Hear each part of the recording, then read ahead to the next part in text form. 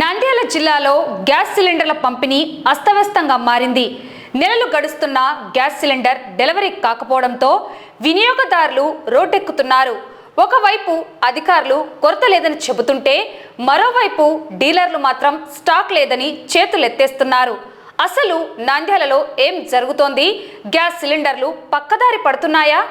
నంద్యాల జిల్లాలో సామాన్యుల గ్యాస్ కష్టాలు వర్ణనాతీతంగా మారాయి.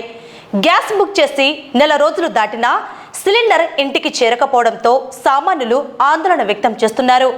వంట గ్యాస్ కోసం ఏజెన్సీల చుట్టూ తిరగలేక, అటు కట్టెలు పొయ్యి వెలిగించలేక గృహిణులు నానా ఇబ్బందులు పడుతున్నారు. జిల్లా కలెక్టర్ గ్యాస్ కొరత లేదని, ప్రజలు ఆందోళన చెందవద్దని భరోసా ఇస్తున్నప్పటికీ క్షేత్రస్థాయిలో పరిస్థితి అందుకు భిన్నంగా ఉంది. గ్యాస్ ఏజెన్సీల వద్దకు వెళ్తే స్టాక్ లేదు, రేపు రండి అంటూ డీలర్లు సమాధానం ఇస్తుండడంతో వినియోగదారులు విస్మయం వ్యక్తం చేస్తున్నారు.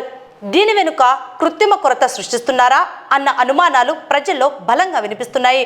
గృహ అవసరాలకు రావాల్సిన సిలిండర్లు బ్లాక్ మార్కెట్కు లేదా వాణిజ్య అవసరాలకు పక్కదారి మల్లుతున్నాయా అని జనం ప్రశ్నిస్తున్నారు. అధికారుల ప్రకటనలకు డీలర్ల మాటలకు పొంతన లేకపోవడంతో సామాన్యులు బలవుతున్నారు.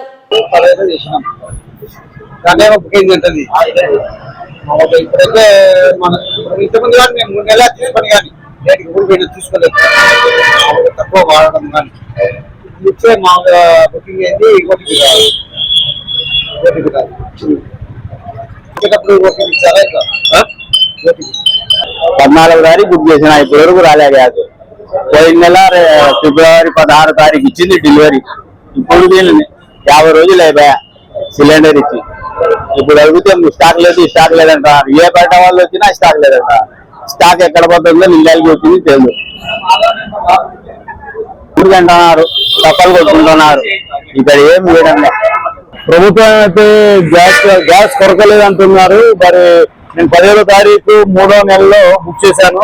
నాకు ఇంతవరకు గ్యాస్ అనేది రాలేదు. ఇంతవరకు ఇక్కడ వచ్చి ఆఫీస్ లో అడిగితే ప్రస్తుతానికి గ్యాస్ 12వ తారీఖు 10వ తారీఖు వాళ్ళకి ఇస్తున్నామంటున్నారు. ఇంకా 15 రోజులు పడుతున్నట్టున్నారు. మరి దీన్ని బట్టి గవర్నమెంట్ ఏం చర్యలు తీసుకుంటుందో తీసుకొని సామాన్యులకు ఇబ్బంది లేకుండా చూడాలని సామాన్య ప్రజల తరపు నుంచి ఒక మాట చెప్తున్నాను government. Thank you very much.